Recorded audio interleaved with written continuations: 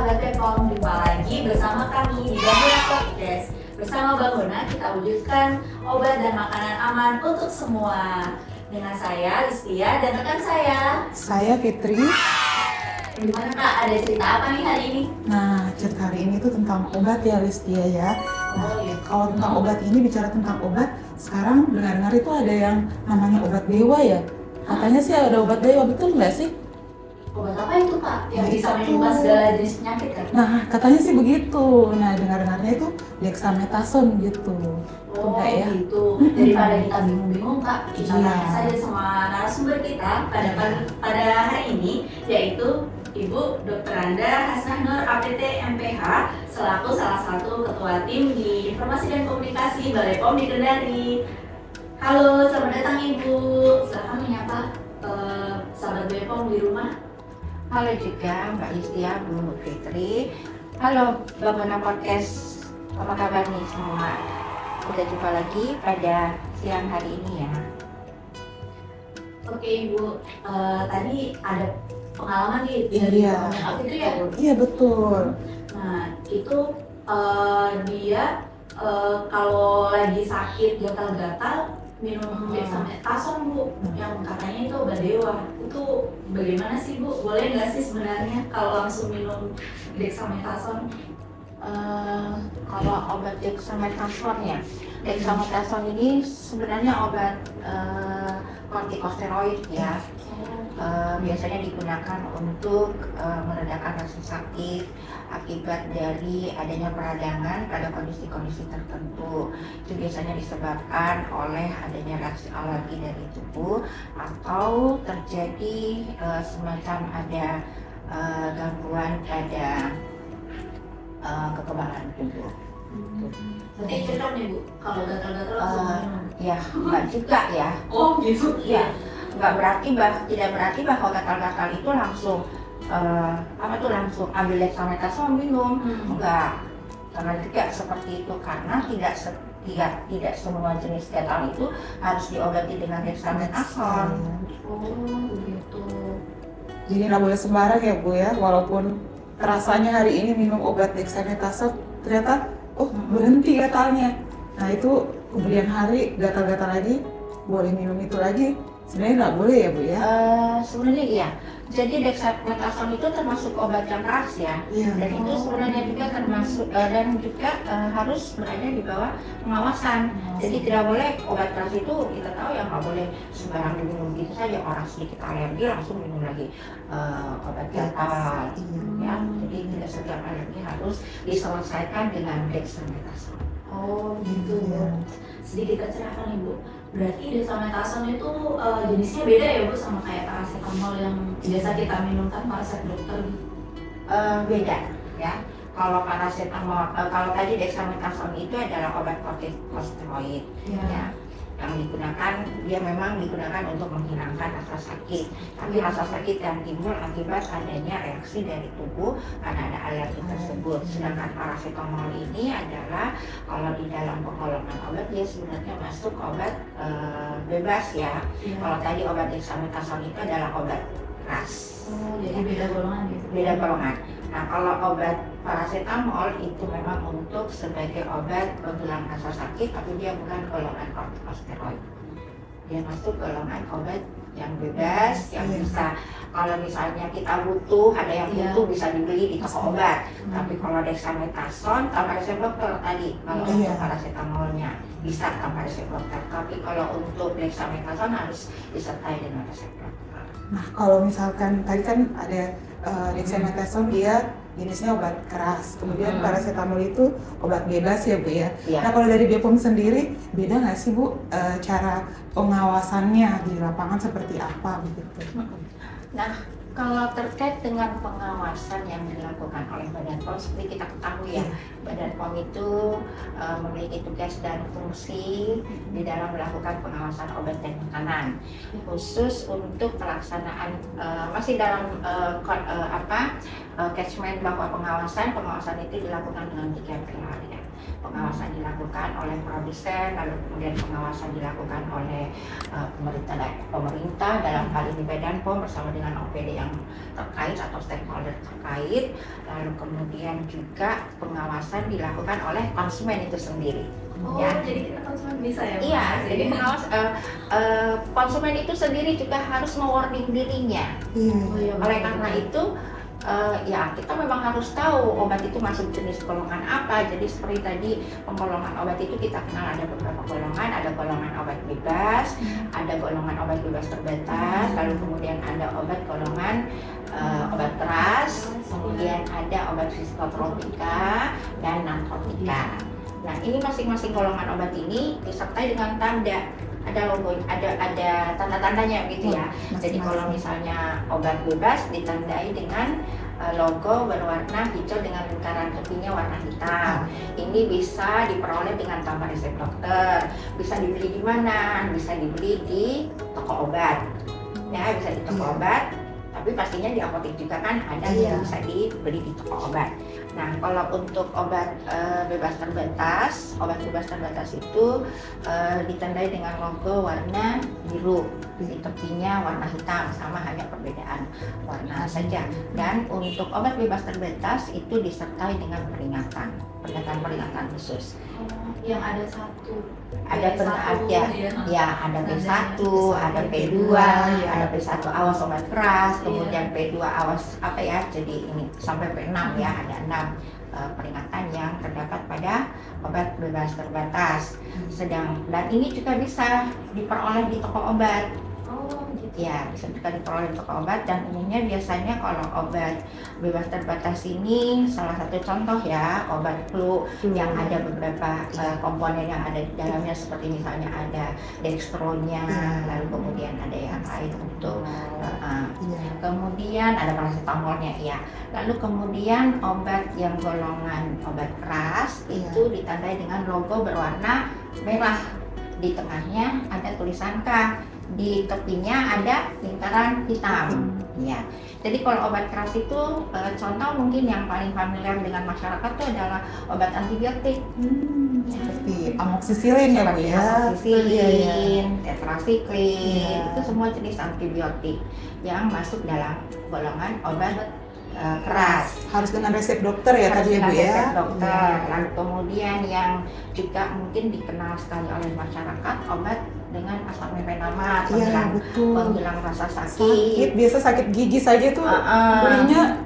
Ya, dan itu sebenarnya diperolehnya harus di apotek, bukan di toko obat. Apalagi di kios atau warung ya Bu ya. Apalagi di kios atau di warung itu. Jadi ini kalau kita berbicara soal pengawasan, kemudian tadi kita berbicara soal pendistribusiannya, maka memang ini berbeda ya. Obat bebas terbatas bisa ada di toko obat. Tapi kalau untuk obat keras itu harus ada di apotek. Ya. Kenapa seperti itu? Karena di sini ada kita berdasarkan resiko. Tapi tidak berarti bahwa obat itu bisa seenaknya kita gunakan. Tidak. Karena obat ini kita kenal kan bermata kalau kita pedang bermata dua, bisa jadi racun deh. Salah gunakan saja pasti jadi racun ya Bu. Di sisi lain dia bermanfaat, dia berguna, tapi di sisi lain ada efek samping yang bisa ditimbulkan. Nah, ini yang menjadi dasar bagaimana Badan POM itu melakukan pengawasan. Wah, keren banget nih insight-nya. Berarti memang masyarakat harus terlibat aktif ya, Lis ya? Iya, harus tahu juga jenis-jenis penggolongan obat supaya tahu beli di mana. Beli di mana, menggunakannya gimana. Ngomong-ngomong soal penggunaan obat ini Bu, tadi kan disampaikan kalau yang menggunakan resep dokter itu ada cara penggunaannya ya. Biasanya kan 2x1 atau 3x1. Nah kalau misalkan 1x3 atau 2x1 itu sama nggak Bu? Kan 3x1 sama 1x3 sama ya Lis ya? Sama-sama 3. Ini yang kadang-kadang juga ya repot juga kalau misalnya instruksinya 3x1 terus diminumnya 1x3 Wah. Juga dong orang kalau minum obat kayak gitu ya. Jadi aturan pakai itu sebenarnya adalah instruksi ya. Instruksi dari dari dokter atau memang di tata cara penggunaan obat itu sendiri kan sudah ada tuh aturan pakainya seperti tadi ada 2x1, ada 3x1. Artinya kalau misalnya 2x1 itu 2x1 diminum berarti dalam sehari itu diminum 2 kali, bukan diminum 1 kali dua tablet, tapi 2 kali ini kita sebenarnya membaikinya 2 kali itu berdasarkan frekuensi. Waktu dalam sehari itu adalah 24 jam. Kemudian kan disuruh minum nih 2 kali ini, berarti kita bagi 2 nih, berarti setiap 12 jam berikutnya. Itu. Jadi kalau misalnya minum, jadi misalnya kita minum di jam 12 atau jangan jam 12, nanti minumnya jam 24 malam kan repot juga ya. Jadi minumnya jam 10 pagi atau jam 7 pagi. Berarti 12 jam berikutnya kita minum jam 7 malam. Jam 7 malam. Iya. Nah, kalau 3x1 24 jam dibagi 3 kan jadi 8 tuh. Berarti frekuensinya tiap 8 jam. Berarti minumnya jam 8 pagi, lalu kemudian 8 jam 7 pagi ya. Kemudian 8 jam berikutnya jam berapa tuh? Jam 3 ya. 7. Kemudian 8 jam lagi berikutnya baru kita minum. Nah, itulah aturan pakai. Jadi ya semacam perintah kali ya namanya, supaya kita mematuhi aturan tersebut, supaya kita tidak salah menggunakan. Itu terkait sama dosis nggak sih Bu, berarti ya? Oh iya, penggunaan. Penggunaan. Jadi misal kita langsung minum 2 butir gitu nggak boleh ya?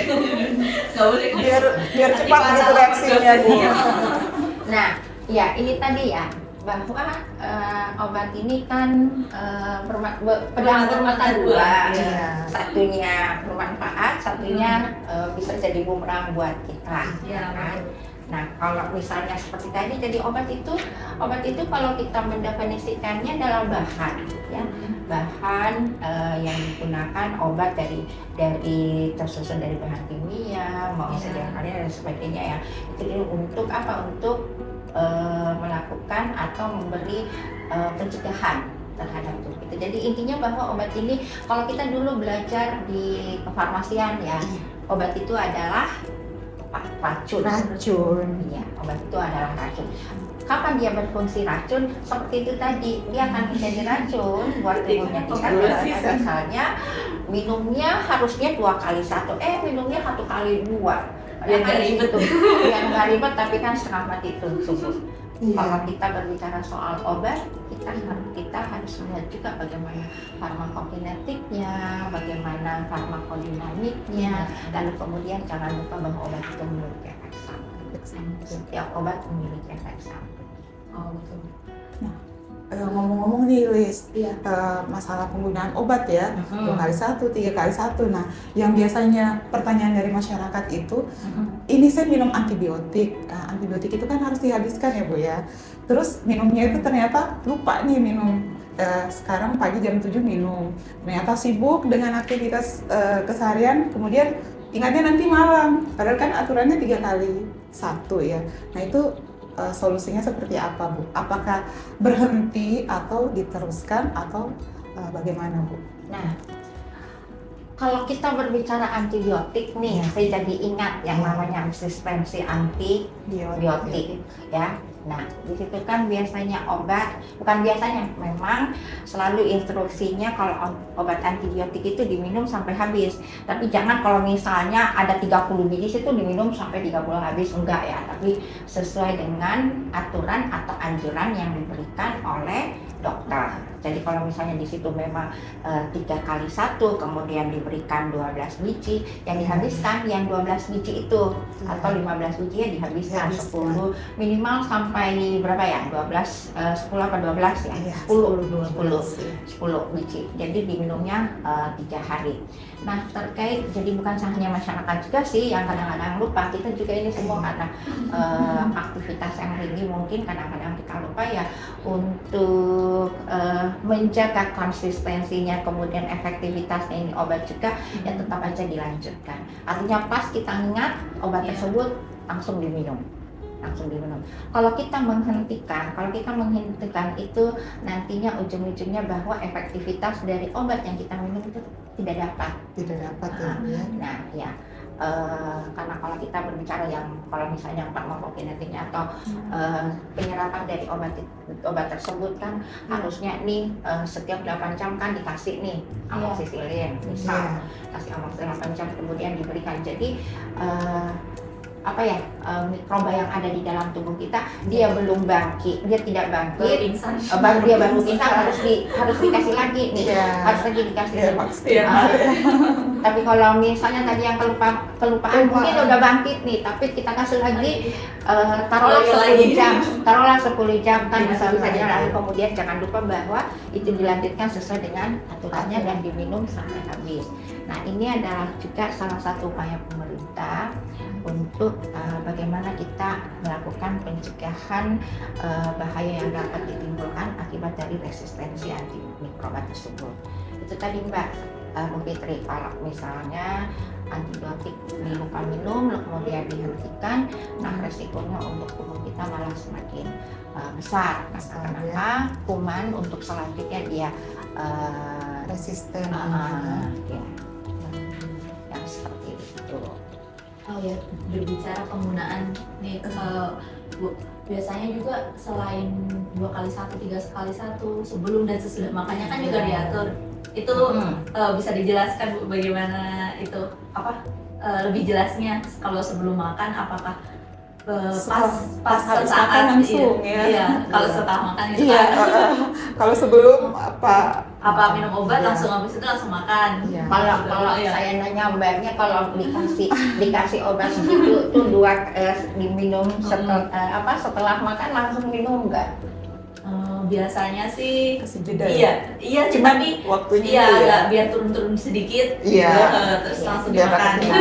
Jadi kalau tadi nih kita berbicara aturan pakai 3x1, 2x1, sekarang kita jadi memang banyak aturan yang ada di dalam dalam penggunaan obat ini sesuatu produk yang bahwa seperti makanan kalau makanannya. Tapi makanan pun kan sebenarnya juga ada aturannya ya. Nah, terkait dengan obat, kalau memang di situ disebutkan bahwa obat ini diminum setelah makan, berarti ya diminum setelah makan, tidak berarti bahwa habis makan langsung minum gitu. Enggak.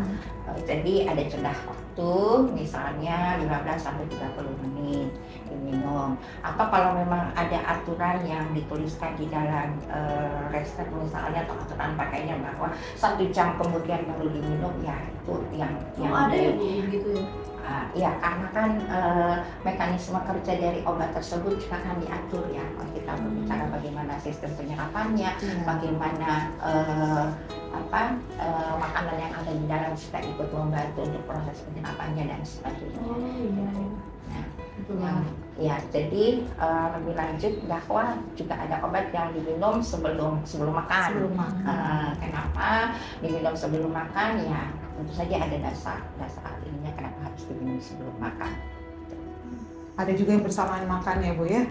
Ada juga yang bersamaan makan. Jadi ada pada saat dimana suapan pertama itu bersamaan dengan obat tersebut. Ya. Berarti penting sekali ya Bu kita konsultasi ke apoteker ya kalau minum obat. Iya, sebaiknya memang seperti itu. Ya, makanya kan kalau di apotek itu kan memang ada bisa ada penanggung jawab. Ada tempat kita untuk melakukan konseling. Penting sekali ya. Nah, Sobat Bepom, dari tips-tips yang sudah disampaikan tadi sangat penting untuk kita memperhatikan aturan penggunaan obat, baik itu obat bebas sekalipun, terutama lagi obat keras dan apalagi antibiotik, karena itu akan berdampak ke diri kita sendiri. Ada nggak sih Bu, misal efeknya kita itu tidak mematuhi aturan pakai dalam obat? Oh jelas dong, ada efeknya. Namanya kita berobat itu, namanya kita sakit terus dikasih obat ya. Kita kan kepengen sembuh ya. Kemudian bukan nama penyakit ya, bukan nama penyakit. Kalau masalah. Kalau misalnya berbeda lagi kalau misalnya obatnya nggak cocok ya. Nah kalau misalnya ini aturan pakainya seperti ini, yang harus kita patuhi seperti itu. Karena kenapa, ini kan sudah apa ya, aturan dari mekanisme obat tersebut. Baik kita berbicara soal farmakokinetiknya, farmakodinamiknya, mekanisme kerja dari obat tersebut itu memiliki apa ya namanya, urutan-urutan yang ada dalam tubuh kita seperti itu. Jadi memang ada aturannya seperti tadi, aturannya minumnya setelah sebelum makan misalnya ya, aturannya sebelum makan diminumlah sebelum makan. Aturannya tadi harus diminum habis, artinya kalau ada 10 biji yang diberikan, kemudian perintahkan untuk dihabiskan, seperti antibiotik yang dihabiskan. Pada saat kita tidak mentaati aturan pakai dari obat tersebut, efeknya adalah di tubuhnya kita sendiri. Bisa ngaruh ke organ juga. Ya, bisa berpengaruh di organ tubuhnya kita. Yang kita harapkan efek terapeutik itu tercapai, tapi ternyata karena kelalaiannya kita, karena kita anggap bahwa wah bapak sudah semudah ini, padahal sebenarnya masih perlu proses ini, akhirnya kita hentikan, lalu kemudian dampaknya adalah bahwa efek terapeutik itu tidak tercapai. Efek samping ya Bu ya. Lama sembuhnya juga. Bisa jadi lama sembuhnya, bisa jadi juga bahkan bisa menyebabkan semakin kronisnya. Jadi bahaya banget ya. Tidak sesuai aturan pakai. Jadi memang penggunaan obat itu ya harus sesuai dengan aturan aja, sesuai dengan aturan penggunaannya. Kalau memang di situ fungsinya, karena kan memang udah ada ininya ya, ada kesesuaian yang ada di dalamnya. Ada maksudnya lah itu ya, tidak sembarangan tidak sembarangan untuk diminum. Minum air putih aja kan tidak ini ya, bahwa tubuhnya kita misal membutuhkan 8 gelas dalam sehari, setara 2 liter atau setara dengan 2 liter. Terus kalau tiba-tiba minumnya lebih dari itu, payah juga tubuh kita. Atau kurang dari itu, dehidrasi, atau terjadi dehidrasi, kita tidak melakukan penambahan minumannya. Itu air minum ya, apalagi obat. Obat. Nah, berbicara masalah obat tadi ya Bu ya, kan obat keras kita dapatnya dari apotek nih Bu ya. Nah, terus ini apa nih tadi, obat keras? Iya, obat keras. Kemudian kalau kayak paracetamol kan bisa di toko obat, kemudian juga bisa di apotek. Nah, kalau mau melihat asli atau tidak enggak ya obat yang kita aman apa enggak ya? Iya, aman apa enggak obat yang kita konsumsi ini seperti apa Bu? Untuk obat ya, aman. Emang ada obat palsu ya? Iya, banyak. Bu, iya. Jadi kalau untuk kita mengetahui obat ini tidak palsu atau dia palsu, itu kan kalau sekolah dulu tuh setiap industri farmasi itu kan masing-masing ada ininya ya, ada hologram, ada tanda-tandanya bahwa obatnya. Nah, kalau sekarang masyarakat untuk kita nih, ini sekarang kalau kita berbicara soal IT, ini kan udah maju banget kan, kita sudah berada pada era digitalisasi, dan Badan POM berkomitmen juga untuk melindungi masyarakatnya, tidak hanya berada ini tapi secara keseluruhan, bahkan hingga pada pelosok. Nah, bagaimana caranya? Badan POM menyediakan ada aplikasi BPOM Mobile yang dapat diunduh dari Play Store tersebut untuk kita melihat. Jadi kita periksa dulu obatnya. Ada kalau di Badan POM tuh, kalau kita sehari-hari tuh untuk PKIN dan sebagainya itu ada, yuk cek klik supaya dijaga. Oh ya, selalu cek klik ya. Cek klik, jadi cek kemasannya, cek labelnya, cek izin edarnya, dan jangan lupa cek kedaluarsa. Ini tidak berlaku hanya pada obat ya. Di kosmetik juga seperti itu, di makanan juga seperti itu, di jamu obat tradisional juga seperti itu. Nah, yang obat ini disertai dengan nomor izin edar. Ya, disertai dengan nomor izin edar. Nomor izin edarnya adalah BPOM, ada DTL ya, Iya, ada DTL, tergantung. ada DT. Jadi tergantung nama dagangnya atau dia generik, kemudian huruf K-nya atau huruf B atau huruf apalagi ya T itu masuk tadi yang penggolongan, kemudian ada lokal dan ada yang dari luar. Kemudian diikuti dengan digit angka. Digit angkanya berapa ya? 15 ya, jadi diikuti. Nah di dalam angka-angka tersebut jika sebenarnya kita tahu, kita bisa tahu bahwa ini masuk jenis obat, dia tablet, dia sirup, ya apa. Bisa dibaca juga ya Bu dari Dan petugas. Petugas ya. Tapi yang jelas bahwa masyarakat tuh harus lihat izin edarnya seperti apa. Jangan sampai hanya ditempel-tempel aja, atau kemudian obat itu sendiri sebenarnya udah pudar, udah expired, terus semakin dibilangin expired, jadi hati-hati juga. Gimana sih Bu caranya itu langsung kita ketik aja kan di aplikasi Bepom Mobile-nya?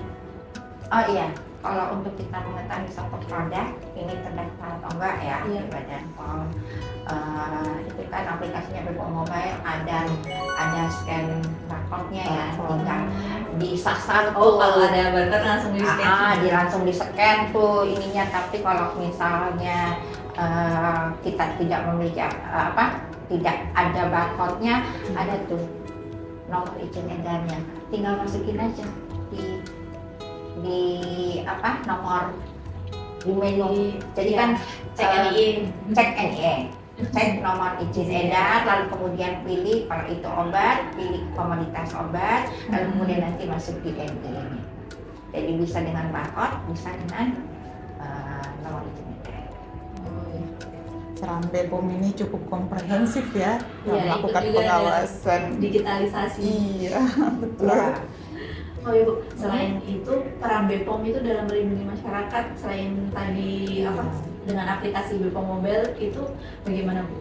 Supaya obat yang beredar itu aman, bentuk pengawasannya bagaimana kah? Bisa dijelaskan? Ya, kalau untuk bentuk pengawasannya seperti tadi yang saya sampaikan bahwa sesuai tugas dan fungsi dari Badan POM itu ya, kalau untuk secara organisasi Badan POM kan memiliki UPT di setiap provinsi ya, kan bahkan sekarang jejaringnya lagi lebih luas melalui lokal-lokal POM yang ada di daerah. Kemudian pengawasan yang dilakukan, jadi di dalam UPT itu sendiri ada beberapa fungsi. Ada fungsi pengawasan, dalam hal ini pemeriksaan di lapangan, ada fungsi informasi dan komunikasi yang bertugas untuk melakukan KIE, sosialisasi, mengenalkan kepada masyarakat seperti apa misalnya obat, antibiotik itu harusnya seperti sekarang yang kita lakukan sekarang ini juga termasuk adalah bagian atau strategi di mana kita memberikan perlindungan melalui preventif yang kita lakukan. Lalu kemudian ada fungsi penindakan, di mana fungsi penindakan ini melakukan semacam investigasi kalau misalnya ada pengiriman obat yang tidak jelas, atau ada obat-obat ilegal, atau ada penggunaan obat yang tidak sebagaimana mestinya. Dalam hal ini adalah penyalahgunaan obat. Itu juga kayak itu yang narkotika itu yang sering banget sekarang. Seperti itu. Nah, semua itu bentuk pengawasan itu adalah bentuk pengawasan yang dilakukan oleh Badan POM melalui UPT-nya. Nah, khusus untuk obat, pengawasan yang dilakukan itu adalah teman-teman yang di fungsi pengawasan atau fungsi pemeriksaan itu secara rutin turun melakukan pengawasan di sarana-sarana distribusi. Kalau sarana produksi seperti di Sulawesi Tenggara kan tidak ada ya kalau untuk obat. Tapi kalau untuk sarana distribusi sudah cukup banyak. Ada toko obat, ada apotik, ada pokoknya semua ada yang pelayanan kefarmasian, puskesmas, rumah sakit, itu semua berada dalam catchment area pengawasan dari Bepom ya, termasuk toko obat juga dibahas. Nah, pengawasan yang dilakukan ini tadi yang kita berbicara dari resiko ya, resiko. Jadi ketertelusuran dan keteraturan dari informasi-informasi yang ada pada produk tersebut. Nah misalnya termasuk PBF ya, karena PBF itu adalah distribusi, hanya kalau apotik adalah tempat di mana masyarakat terakhir, bukan di PBF. Kalau masyarakat belinya di PBF itu Kalau salah. di Sulawesi Tenggara ada ya Bu PBF-nya? Banyak ya? Ada. Jadi di Sulawesi Tenggara juga ada PBF, ada di Kendari, ada di mana? Di Kota Bogor juga ada. Ya. Jadi PBF ini yang menyalurkan kepada apotik ya. Nah dari di apotik ini kan bisa dilakukan penelusuran. Jadi itulah bentuk atau cara dari Badan POM melakukan pengawasan. Keren nih. Ya nggak boleh bebas berarti ya Bu. Jangan sampai orang berpikir iya belinya di grosiran misalkan di PBF-nya aja lah biar memotong ini, ternyata harus sesuai aturan memberi layanan kepada masyarakat yang datang perorangan untuk membeli obat, karena itu sudah diatur, sudah ada tatanan aturannya terkait dengan bagaimana pendistribusian obat tersebut. Jadi memang apa ya? Memang fungsi atau goalnya dari Badan POM itu sesuai visi dan misinya adalah melindungi masyarakat dari obat dan makanan yang tidak memenuhi ketentuan. Iya betul banget nih, Sobat BPOM harus lebih selektif lagi ya kalau mau minum obat atau mau beli obat dengan sembarangan lagi. Iya. Sangat ini ya, sangat komprehensif tadi ya. Iya, banyak banget Kak yang bisa kita kasih ini ke masyarakat. Iya, betul sekali. Ini juga tambahan bahwa selain tadi yang pengawasan ya. Nah, bentuk yang kita lakukan itu kan sosialisasi dan KIE ya. Oh iya, kita juga ada kegiatan KIE atau sosialisasi lah namanya, sama aja kali ya. Beda ya KIE dengan sosialisasi. Kalau KIE itu di dalamnya kita melakukan juga edukasi bagaimana kita memberi atau mencontohkan atau memberi memperlihatkan contoh bahwa seperti ini yang harus kita lakukan. Nah, sosialisasi kita lakukan kepada anak-anak juga dalam artian bahwa ini adalah upaya preventif dari Badan POM dan Balai POM untuk mencegah terjadinya penyalahgunaan obat. Kalau kita ada sosialisasi nafsa ya, narkotika, psikotropika dan obat prekursor untuk supaya siswa-siswa kita yang sekarang dalam perkembangan tumbuh kembangnya itu dia tidak sembarangan menggunakan obat. Generasi penerus ya Bu ya. Iya. Jadi itu memang ada kita punya program seperti itu. Selain itu kita juga ada penyuluhan obat dan penyebaran informasi dan penyuluhan obat dan makanan. Ini sebenarnya semua bertujuan adalah untuk bagaimana kita memperkenalkan, bagaimana mengajak masyarakat untuk bisa mewarning dirinya sendiri dan keluarganya untuk menggunakan obat dan makanan sesuai dengan tata aturan yang ada. Lalu kemudian juga mengenal bahwa obat dan makanan ini aman untuk dia konsumsi. Ibu, kan ini kayak kita sebagai penyuluh penyuluh kesehatan juga ya untuk masyarakat tentang obat dan makanan. Nah, Ibu nih kayaknya sering banget saya lihat jadi narasumber. Oh iya, betul. Nah, itu kalau misal ada yang ingin mengundang itu apakah bayar ya kalau di Badan POM? Itu iya, mau diundang nih, misalkan jadi kalau sekolah misal. Insya Allah kalau misalnya untuk kemaslahatan umat ya, untuk kebaikan masyarakat, nggak dipungut bayaran sepanjang artinya kita ada waktu ya. Tentu saja harus bersurat. Gitu Bu. Harus bersurat menyampaikan, karena ini juga memang salah satu program yang ada di Badan POM. Nah, itu silakan saja. Ya, jadi silakan saja sahabat BPOM dari misalnya sekolahan, dari SMA, dari SMP, atau ada komunitas yang pengen kita ada misalnya bincang-bincang ringan tentang obat dan makanan, silakan deh menghubungi Balai POM. Keren banget nih. Jadi totalitas untuk masyarakat ya. Iya, mengabdi untuk negeri. Baik, sahabat Bangguna Podcast BPOM Kendari, berikut tadi adalah diskusi edukatif kita. Terima kasih banyak kepada Ibu Hasnanur yang sudah memberikan Sama-sama. edukasi, informasi kepada kita semua terkait penggunaan obat yang baik dan sesuai dengan aturan ya Bu. Ini sangat-sangat mencerahkan ya untuk masyarakat dalam pemakaian obat sehari-hari. Satu lagi nih, saya mau tambah lupa tadi. Iya, Pesan-pesan. Yang obat nih, yang Iya. sisa obat nih ya, Iya. jangan dibuang sembarangan ya. Jadi kita juga ada program Ayo Buang Sampah Obat. Ayo Buang Sampah Obat itu di dalamnya adalah mengedukasi atau menyampaikan informasi atau memberikan tata cara bagaimana caranya kita memperlakukan obat ini. Obat, Jadi ya. bukan seenaknya juga kita buang obat, karena obat ini juga akan bisa kalau kita buang sembarangan juga dapat merugikan. Oh iya, boleh Ibu buat segmen selanjutnya ya Bu. Episode selanjutnya. Boleh lah. Berikutnya. Part kedua ya. Iya. Langsung dipraktekin ini cara membuang obat yang benar. Iya. Nah, buat sahabat Bepom jangan lupa ya, kita selalu cek kemasan, label, izin edar, dan kadaluarsa sebelum mengkonsumsi obat. Untuk izin edar bisa mengecek di aplikasi apa tadi Bu? Bepom Obat. Oh, betul sekali. Bisa diunduh melalui Play Store dan App Store. Iya, jangan lupa juga untuk menyebarkan informasi bermanfaat ini di media sosial kesayangan Aga semua. Ya, bisa Iya. subscribe juga nih YouTube Balai Pom di Kendari Iya, dan nyalakan betul. loncengnya supaya kamu tidak ketinggalan konten-konten edukasi selanjutnya. Ayo, Iya. sampai jumpa di Bangunan Podcast selanjutnya. Iya, sampai jumpa lagi Bangunan Podcast. Oke, bye-bye semua Bangunan Podcast.